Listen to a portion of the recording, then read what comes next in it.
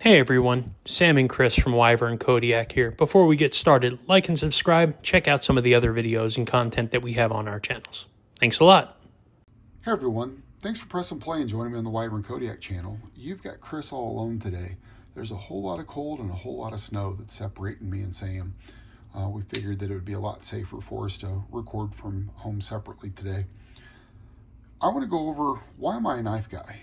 I'm not a hammer guy. I'm not a pliers guy.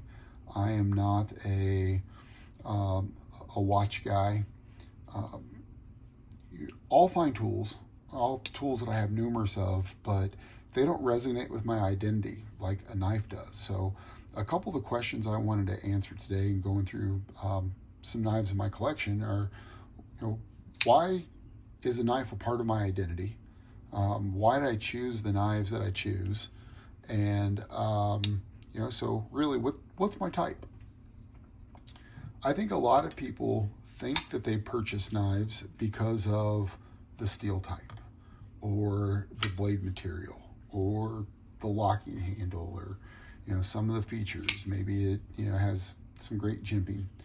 But if that were the case, I think that we would all be carrying around the same handful of knives, and not so many different varieties out there. I would say that, when I hold these three knives, all very far apart in budget, but they all feel absolutely amazing in my hand. The moment that I picked up all three of them, I just knew that, yeah, that's my knife. I want it, I'll keep it, it'll be a part of my collection forever. And then I've got other parts of my collection that just feels flat. There's nothing about this knife that excites me, and it just hasn't really earned a real rotation spot in my pocket. I've got some knives that have amazing specs. They hit everything on the spec sheet, all the jimping, the ergos, the slicey blade. It just does it all. But for whatever reason, they just feel cold. While other knives in the collection, man, did you hear that? That's amazing. This kniferius is one that, again, I pick it up and it just clicks, literally and figuratively. And then this petrified fish viper, it's the same way. I normally don't care for a crossbar, but this one, it hits really, really well. And that's what this video is going to be about. I typically, we do knife reviews. Sam and I are designers and working on knives, but I more so design or review designs more so than the knives themselves. And here recently, I've been going down this journey of really trying to understand and become more in tune with why people are interested in the tools that they are, and why do we emotionally connect to them and really want specific kinds. I think once we understand that, our buying habits change, and we don't become less passionate. We just have more clarity. When I look at my grandfather knife, and this isn't his grandfather or my grandfather's knife, this is a knife that's very similar to the one my grandfather had, and his may be a little bit larger, but it's probably about 3 inches long. It had two blades just like this one, slip joint, and he carried it in his pocket every single day for decades. The same knife that he bought back in the late 1950s, he still puts in his pocket every single morning. It's been around long before super steel or probably even stainless steels were prevalent knives. But he took this on his job site and he cut string and roofing materials and concrete bags. I'm guessing asbestos during that time frame. It shaved and carved out wood. It sliced insulation in order to be able to strip electrical wires. And it was always in his pocket. And every single year, Christmas time, I'd open my presents and I wouldn't go look for a pair of scissors. I would look for Grandpa. And I would take my presents to him and he'd pop off the plastic and zip ties, with with, it was careful, it was fast, and it was certain. They would just pop it off. And it's interesting. I've never once seen him sharpen his knife.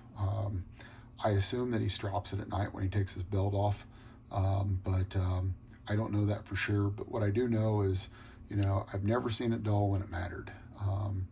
His knife isn't impressive, but it's certainly sufficient. And, it works because the man behind it, has mastery. I personally like larger knives. I like something with a much larger handle, that I can hold on to. And, it's not because I think that bigger is better, but because, I'm not my grandfather. He is certainly more capable than I am. He, again, lifelong tradesman. I'm sure he's done more in 1 year with his hands than I've done in the last 50.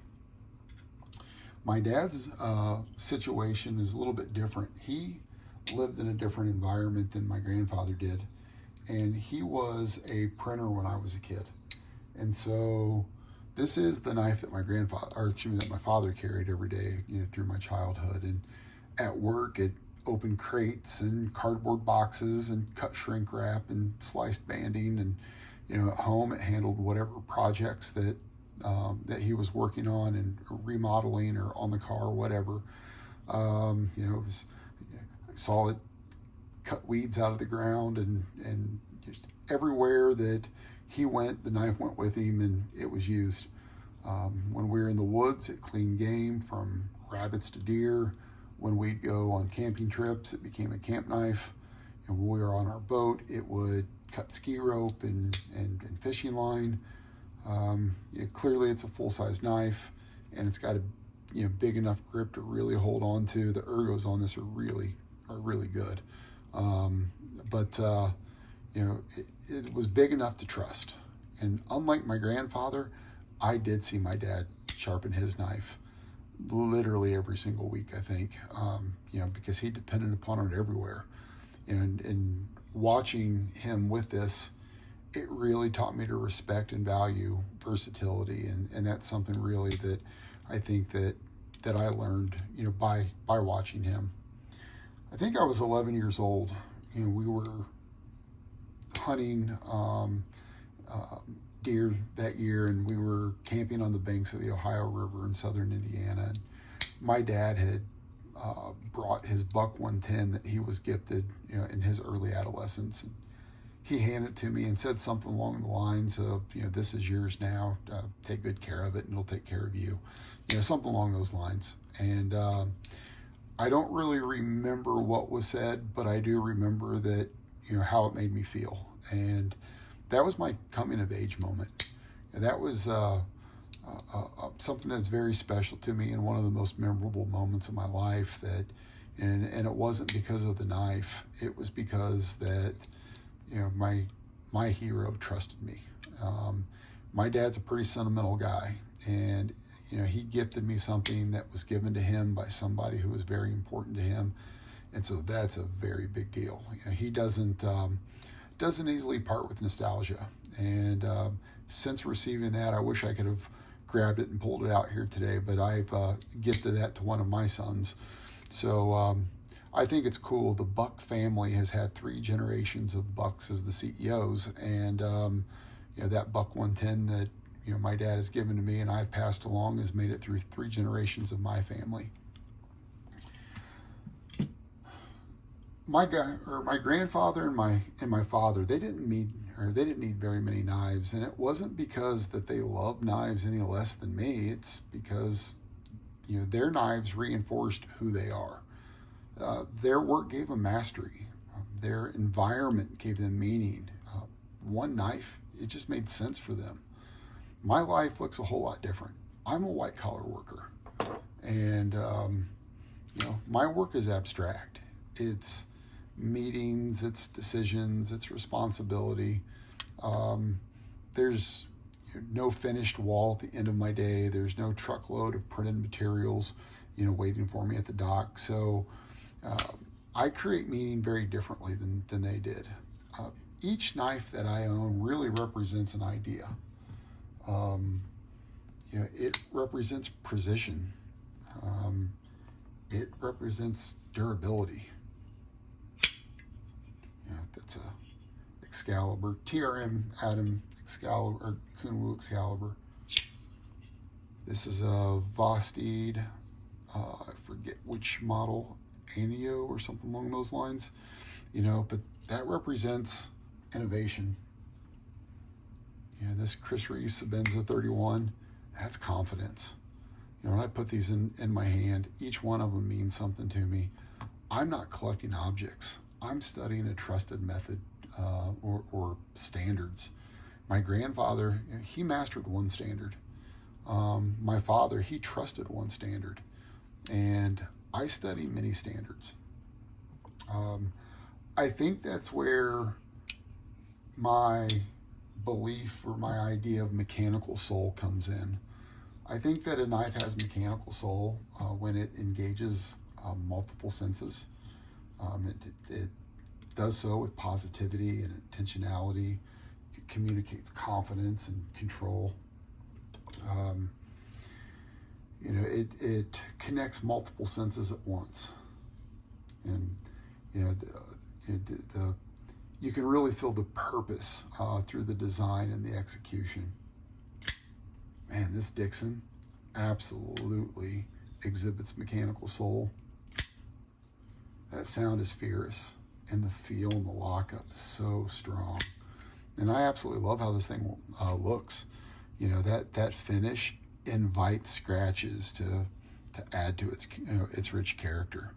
I think it's absolutely amazing. And I shipped this knife to Kevin Duty at Duty's Daggers, and he did a test, a cut test on it, and it was absolutely did very, very well, and he was really impressed with the job that Jonathan McNeese did on this one. Definitely would recommend. This is rapidly rising to being one of my favorite knives. I think there's something else too that goes on with me when I start really thinking about the knives that I select and why I identify as a knife guy. And I think that that's partially because I live in human systems. I work in leadership. I do a fair amount of service and donating time. I make a lot of decisions that affect people. And human systems, they're oftentimes messy. Intentions get misunderstood. Outcomes aren't always clean.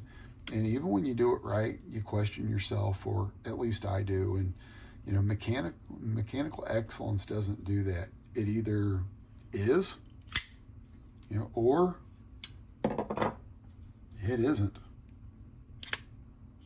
About the same amount of force, very, very different results, between those two knives.